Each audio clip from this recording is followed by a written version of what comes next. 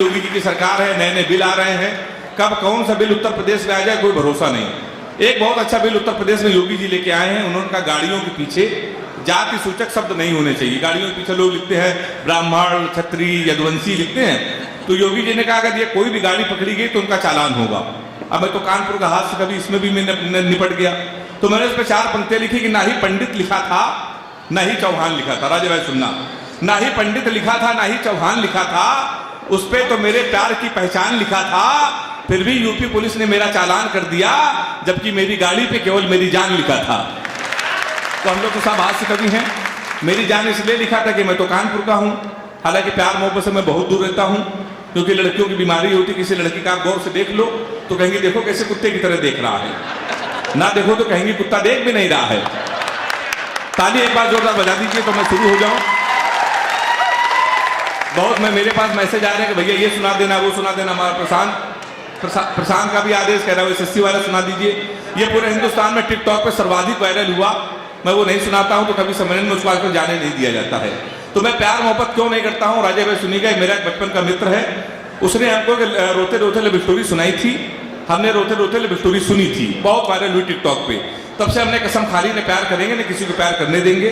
वो love story हम पूरे कानपुर को सुना दे रहे हैं। मेरा चैलेंज है, प्यार हिम्मत हो तो प्यार करके दिखा देना। वो लव स्टोरी कुछ इस तरीके की है, जब हम 3 साल के थे तब वो पैदा हुई थी। हम कक्षा 2 में आए, वो KG में आई। हम 5 में आए, वो 4 में आई।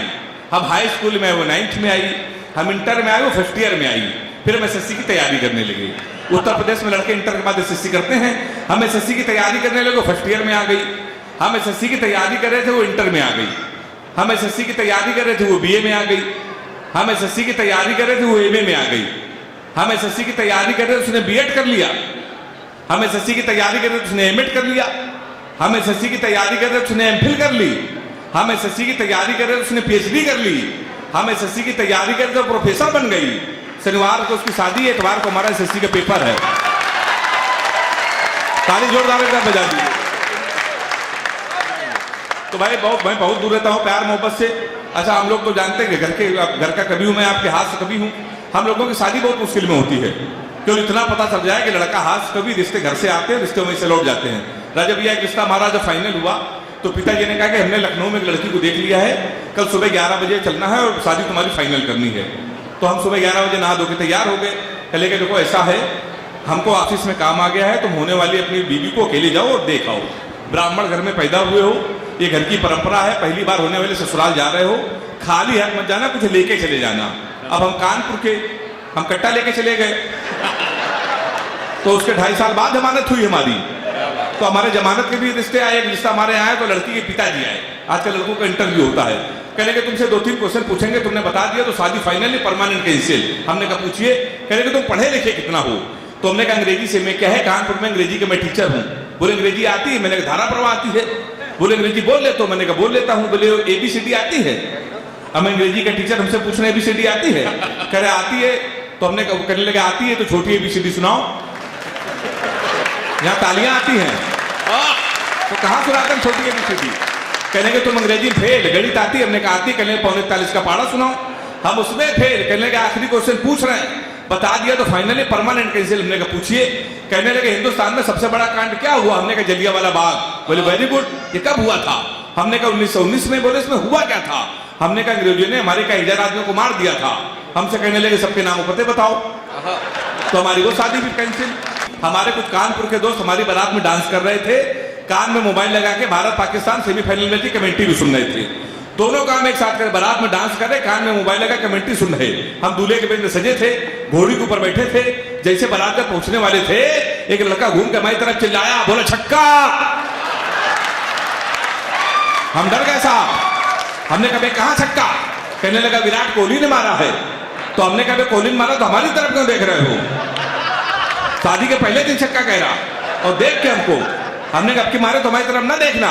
पता चला 2 मिनट बाद इंडिया मैच जीत गई। किसी ने खुशी के मारे घोड़ी के नीचे सुतली बम रख दिया। अब वो बम फटा तो घोड़ी भागने लगी, हम भी भागने लगे। हमने चलती घोड़ी से पिताजी को फोन मिलाया। हमसे बोले कहाँ बेटा? हमने कहा पिताजी भाग रहे हैं। बोले किसके साथ? ताली तो आप लोग ऐसे बजा रहे जिसमें बारात आए थे। हमने कहा घोड़ी के साथ। बोले मैं शर्म नहीं आती, भागना तो किसी लड़की के साथ भाग जाते। हमने कहा पिताजी वो भाग गई थी। कहने लगे आज घोड़ी बहकी है, कल को गधी बहकी तो उसके साथ भाग जाओगे। भाई साहब उन्होंने मोबाइल बंद कर लिया, 1 हफ्ते लगातार हम भागते रहे। 1 हफ्ते बाद हमको होश आया तो हमने अपने आप को जंगल में पाया। वहाँ 4-5 आदमी खड़े थे। हमने कहा कानपुर का पता बता दो, बीबी को विदा कराना है। तो उनके देखो ऐसा है, हमारे यहाँ रामलीला का पाठ चल रहा है, ये राम है ये लक्ष्मण है, सूप नखा का रोल जिसे करना था नहीं आया, तुम सूप नखा का रोल कर लो। हमने कहा इसमें क्या करना पड़ेगा? बोला ना कटवानी पड़ेगी। हमने कहा वो तो कट चुकी है। हमने उनकी बात मान ली। रात भर सूप नखा का रोल किया। सुबह 4 बजे हमारी आंख खुली, हमारे असली कपड़े गए, वहां के आदमी गए, सूप नखा के ड्रेस में पैदल पैदल हम अपने घर पे।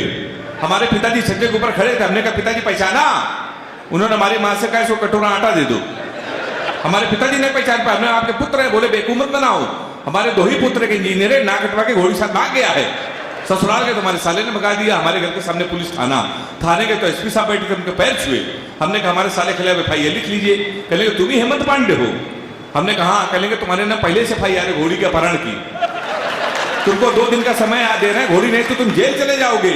उत्तर प्रदेश का बड़ा व्यंग एक टिप्पणी में कर रहा हूं, व्यंग समझ में आ जाए तो हाथ उठा के ताली बजा के बताना मेरा व्यंग आपको समझ में आया। हमने उनके पैर छुआ। हमने कहा घोड़ी ढूंढ लाइए। कहेंगे पुलिस का काम है घोड़ी ढूंढना। हमने कहा ढूंढ लाइए। कहेंगे पुलिस के इतने बड़े अधिकारी घोड़ी ढूंढ लाए। हमने कहा एसपी साहब भैंस तो आप ढूंढ लाए थे।